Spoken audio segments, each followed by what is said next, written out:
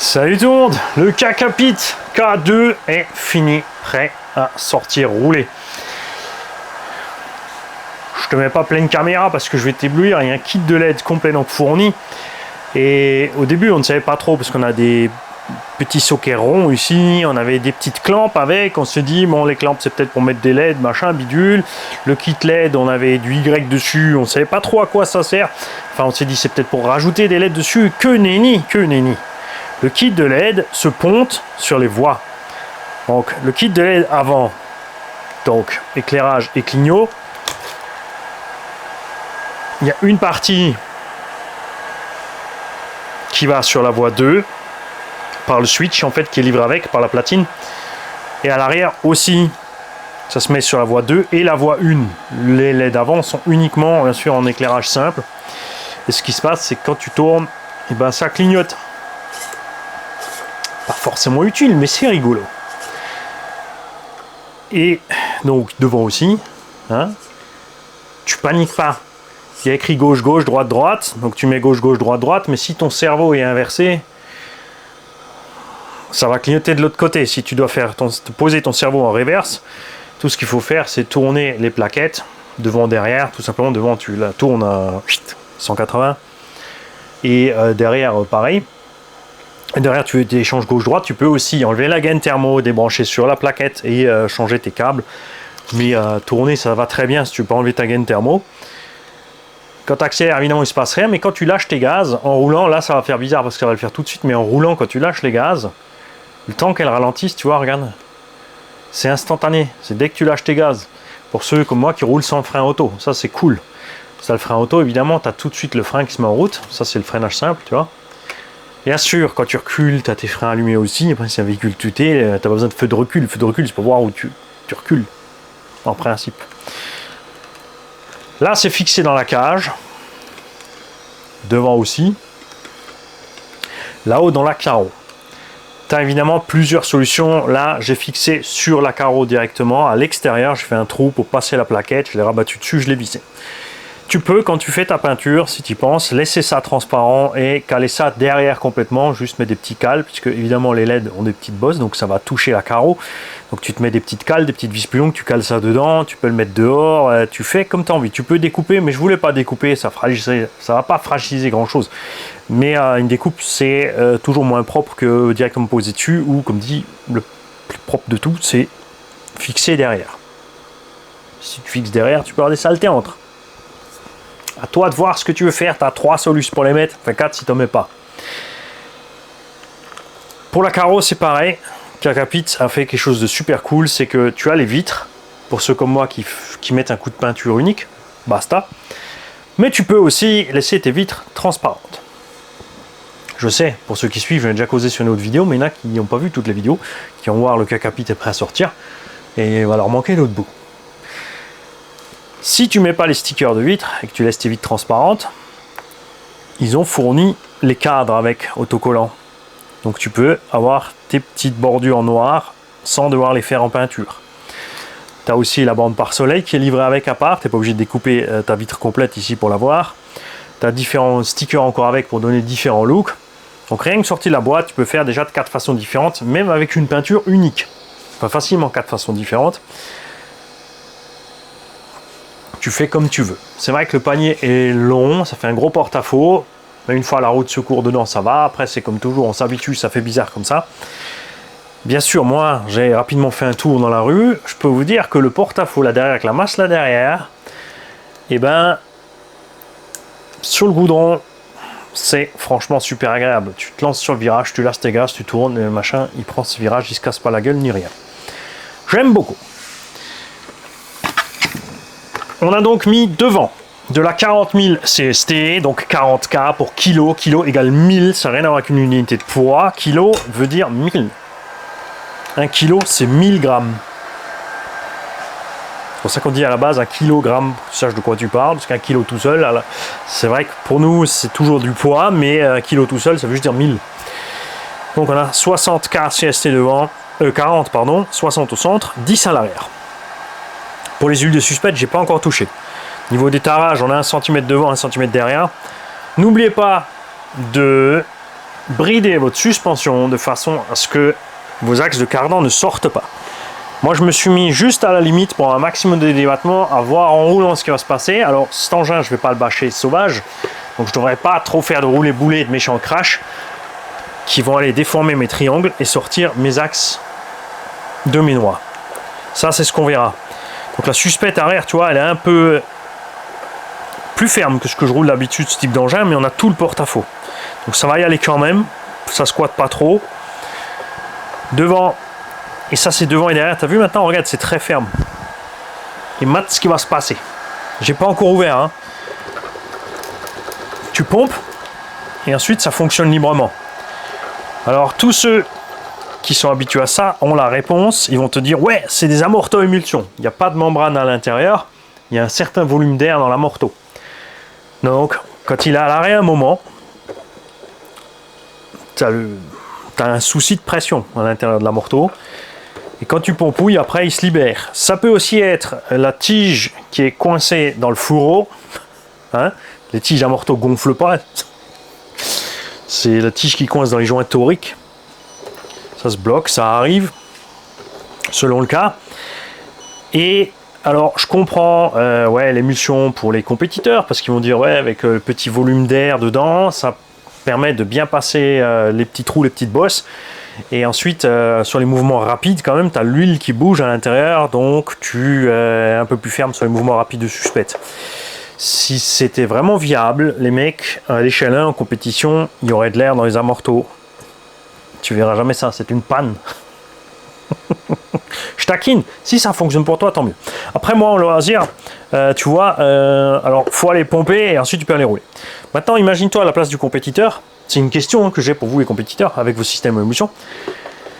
Tu te mets sur la grille de départ, tu as pompé et tout, tu es prêt, tu montes dans ton stand, et là, il y en a qui fait un faux départ, tu vois, là, il faut attendre 2-3 minutes, il y a un truc qui va pas, il retarde, il décale le départ, et toi, tu pars avec tes suspensions complètement raides.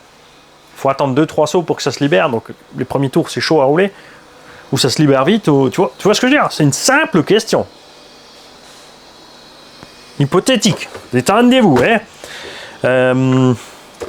Là, nous, en loisir, c'est pareil. Hein. On va vite, voilà, on s'arrête vite parce qu'on aide le pote à réparer ou n'importe quoi. Donc, tu repars avec ta suspension raide. Après, nous, on est en loisir, donc c'est pas très grave. Hein. Ça va être bizarre un peu 2-3 fois. Alors, on va faire un run comme ça avec cette suspette d'origine d'abord. Sur le goudron, comme dit, ça s'est super bien passé. Ça va super bien. Pour que vous ayez une idée, j'ai mis là-dedans une 3S 8000 qui fait le poids d'une 4S. Parce que j'ai mis un combo 36-70 de 1500 kV. J'ai mis le pignon de 13. En 3S, ça va être trop lent. On va être un peu comme le KDM en 2S. On va être un petit 60 peut-être, limite un peu avec la vitesse. En 4S, ça ira bien. Et avec cette batterie, donc en 4S 5000, avec une Jens Bashing, parce que moi j'aime bien parce qu'elles sont légères, ou n'importe quelle shorty qui est légère, ou n'importe quelle autre marque qui commence à faire des lipos légères, de 400 grammes, on est ici donc, je vous le confirme, à 3,8 kg. Donc on a le poids. Tu vois, regarde, ça c'est déjà ready, regarde. Tu vois ce que je veux te dire? À quelle vitesse ça se ready? C'est bizarre. Faut peut-être quand même aller voir ses embases ou démonter. Ou d'abord aller rouler, voir si ça se libère après. Donc 3,8 kg. Ça c'est 3,5 kg avec sa batterie à bord, 3,6 kg. Ça c'est 3,5 kg, 3,6 kg avec sa batterie à bord. Arma, Coralie, tout ça là, c'est des poids lourds. Le VS1 aussi un peu plus lourd, on est plus proche des 3,8 kg, 4 kg. En 4 toujours, hein, parce que les Arma et Coralie en 6 c'est plus que 4 kg même. Donc on a vraiment le poids d'un buggy à 8 standard. Panier Rotsuko, on a vu ça fait 200 grammes. Je vous dis pas de bêtises, j'avais dit 200 ou 250. Donc si tu enlèves les 250 là derrière et que tu reviens à 3S à 300 grammes, évidemment tu descends tout de suite 300-400 grammes. Là tu es à 3,2 kg, 3,3 kg. Malgré le gros anthrax, en 3S, plus viable. 3,8 kg en 3S pour rouler cool, détendu, loisir, ouais.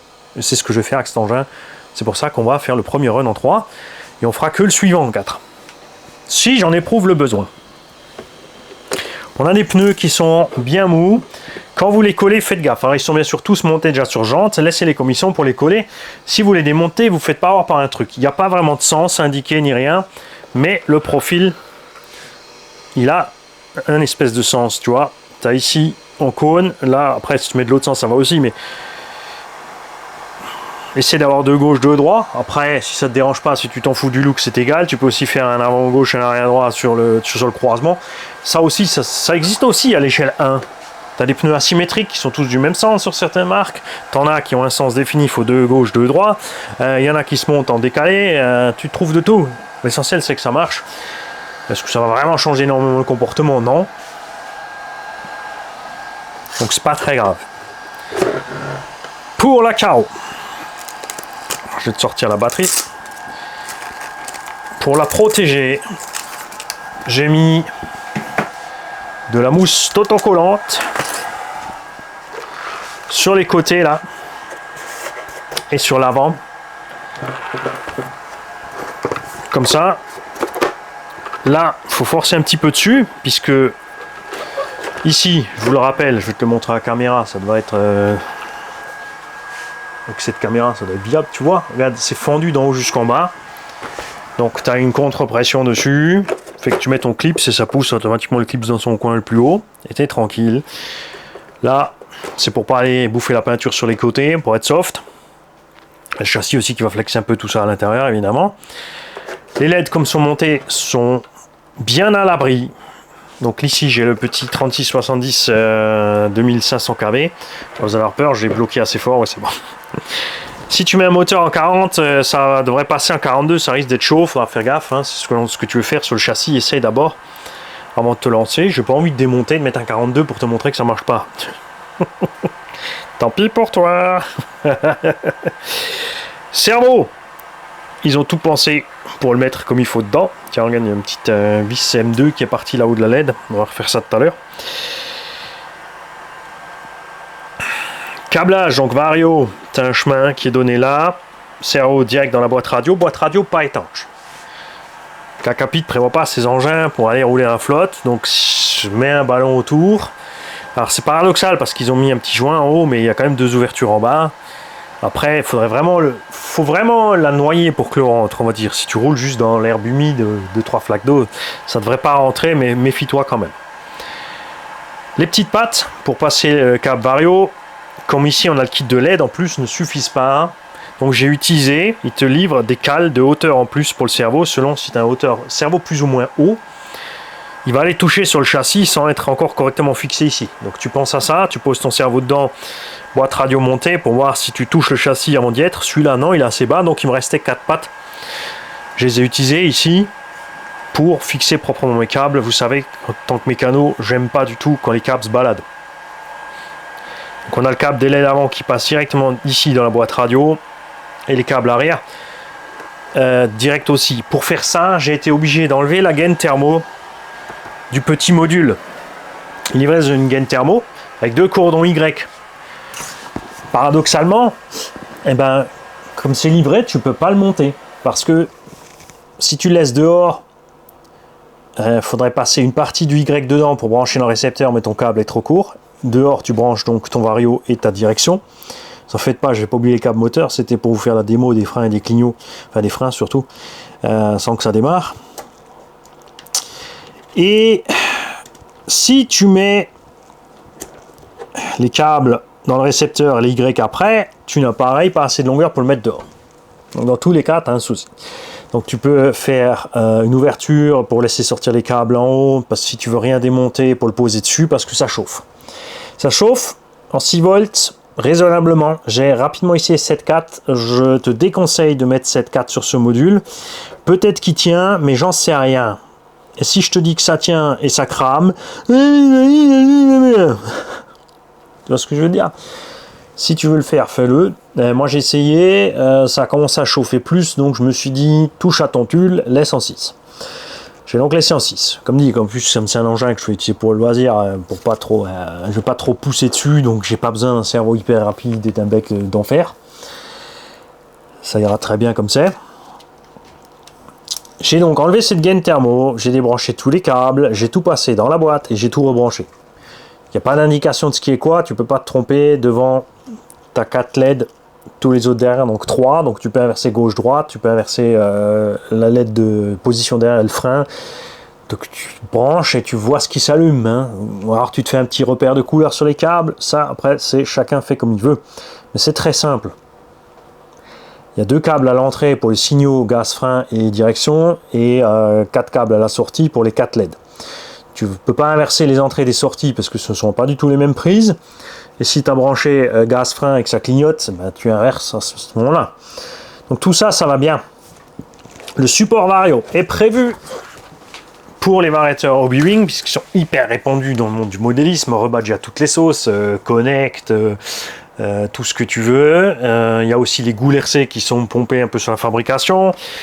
On ne sait pas si c'est des versions super dégradées des Hobbywing ou des copies, et on ne le saura probablement jamais, mais c'est pas très grave. En tout cas, ces varios ont 2 vis en dessous pour être fixés. Et dans cette plaque, tu as les 2 trous, tu as 4 possibilités pour le fixer. Moi, je l'ai fixé plus au centre parce que je vais rouler avec une batterie pas trop lourde. J'ai mis un moteur pas trop lourd pour avoir un équilibre au maximum centré. Si tu as un moteur très lourd, tu peux éloigner ton vario, etc., etc. Tu as vraiment de la marge. Tant que tu utilises un petit vario. Si c'est un gros vario, évidemment, tu n'auras plus de place. Tu ne vas pas tout avoir. Mais il est vissé sur sa plaque qui est vissée ensuite sur le châssis. Ça, j'adore. C'est un système de montage propre. Hein? Le double face, ça va un moment, mais le risque que ça se décolle, j'aime pas. Du tout, du tout, du tout. On verra à l'essai donc comment se comportent les noix CR centrales. C'est les noix renforcées, puisqu'elles ont toujours le même diamètre que celles du K1. Aux roues, tout a été surdimensionné par rapport au K1, donc ça devrait bien se passer aussi. C'est ce qu'on va voir. C'est un peu la seule chose qu'on pourrait critiquer un petit peu, c'est que sur le K1, les noix centrales, si tu mets des huiles de diff plus dures, s'usent un peu plus vite. Alors c'est pas vraiment gênant, tu arrives à faire ta 50aine de packs sans devoir changer tes noix. Donc tu es tranquille. Pour les réglages des trains, j'ai rien touché, à part comme dit les butées. Tout est à sa place, carrossage est ok. Avant-arrière, la voie avant-arrière est bien. Je vais peut-être mettre un tout petit peu d'ouverture sur l'avant. Je vais voir ça. J'aime bien en 4x4 avoir un petit peu d'ouverture sur l'avant. Surtout quand la suspension se comprime, donc au freinage ça s'ouvre un petit peu. À l'accélération aussi ça cherche, ça évite. En fait, si tu mets du pincement, quand tu vas accélérer en 4x4, ton véhicule il va avoir tendance à tirer rapidement gauche-droite. Il va être plus réactif sur la direction, des fois trop. Donc il faut lui laisser un petit peu, au moins 0 ou un peu d'ouverture. Teste, fais les essais. Je te dis pas ça c'est bien ou ça c'est mal. Je te dis essaie. Tu te mets carrément 2-3 degrés d'ouverture et tu vas voir ce qui se passe. Ensuite tu te mets 2-3 degrés de fermeture. Tu te mets 2 doigts. Allez, c'est parti en live. Et bien sûr, vous avez raison, j'aurais fait exactement la même à votre place. Punch vario sur 3, toujours zen, freinage. Alors ça c'est un Max 10 RTR qui est livré d'office avec 62,5 de frein. Je l'ai laissé parce que j'ai ma DX4, je peux régler mon frein séparé. C'était trop violent, surtout que le petit pignon de 13. N'oubliez pas que oui, la taille de votre pignon et le poids de votre véhicule influent sur les capacités de freinage du moteur. Et certains moteurs aussi selon la puissance d'aimantation. Hein? C'est variable. Donc faites des essais aussi. Si tu as une radio où tu peux régler ton frein séparément sur la radio, c'est cool. Là, généralement, tu peux te mettre dans des taux élevés. Tu peux te mettre à 62, 70%, même 100 et descendre le frein à la radio. Si tu n'es pas sûr, préfère commencer par pas trop bas. Hein. 37,5 sur beaucoup de véhicules, ça suffit vraiment pas. Mais au minimum 50 pour faire ton essai. Et quand tu fais l'essai, tu te mets dans une zone sécurisée. Hein. Tu vas pas... On s'est tous fait avoir, enfin beaucoup se sont fait avoir avec, souvenez-vous, la génération Arma qui est sortie tout d'un coup avec du frein à 37,5. Sur la pistarde, les mecs ils ont mis gaz, ils ont enquillé, et au moment de freiner, il n'y a pas de frein. C'était le Mimi, c'était Rara, c'était la même merde. Ouais, on le fait ensemble parce que sinon je vais oublier après vous allez. Quand je vais perdre la LED, vous saurez pas pourquoi. Houston? Ouais, ok, c'est bon, je vais le faire après. Y'a plus K! Y'a plus Kakapit K2, c'est le KKK. Ok, j'y vais. Oui, on emmènera celui-là en 3S avec le KDM successeur en 2. On va ressortir évidemment le Forza parce que j'ai envie de le rouler encore. Je me suis fait plaisir sur le premier pack en 4. On va continuer avec ça. J'attends. Sur l'Hyperstar là, j'ai oublié un truc très important. Je vous ai montré ce que j'ai commandé. Triangle supérieur, les portes fusées, les rotules. C'était une erreur, c'est pas les rotules qu'il me fallait. Parce que j'ai pas fait gaffe sur le dessin des rotules. Ce qui te livre, c'est les cales qui vont derrière les rotules. Mais ce que je voulais, ce sont les vis pour tenir les rotules. Donc j'ai pas besoin des trains des rotules, j'ai besoin des caches. Donc j'ai recommandé directement derrière les caches. Dès que ça sera là, on sortira aussi l'Hyperstar. En 4S, tranquille, j'ai laissé le combo 4S et c'est vrai, je pourrais mettre le Castle du VS2 là-dedans parce que vert sur vert et mettre le combo orange de celui-là là-dedans. Pour rester dans les tons, mais j'aime bien opposer les tons de couleurs et enfin de temps en temps. Et on essaiera avec les Vélociraptor qui sont très doux sur la pelouse. Ça devrait bien y aller. C'est ce qu'on va voir. Et qu'est-ce qu'on emmènera encore pour l'essai? Le Max V2 avec les rehauses de Suspect. Évidemment, il est prévu avec les rehauses, ça ira bien dans la forêt. Mais j'ai envie de l'essayer dans la pelouse avec les rehauses pour montrer la différence de... tu vois, ça va baigner plus vite, hein, c'est sûr. Ça va être un peu plus sportif à rouler. On emmènera aussi évidemment le K1. Peut-être l'essayer d'abord en 2S. Avec le combo et le pignon que j'ai mis. Il sera à peu près à la vitesse de celui-là en 2 et celui-là en 3. Théoriquement. Théoriquement. On verra après sur le terrain. Souvent Mani il fait n'importe quoi et après il roule quand même à 100. Ciao les gars.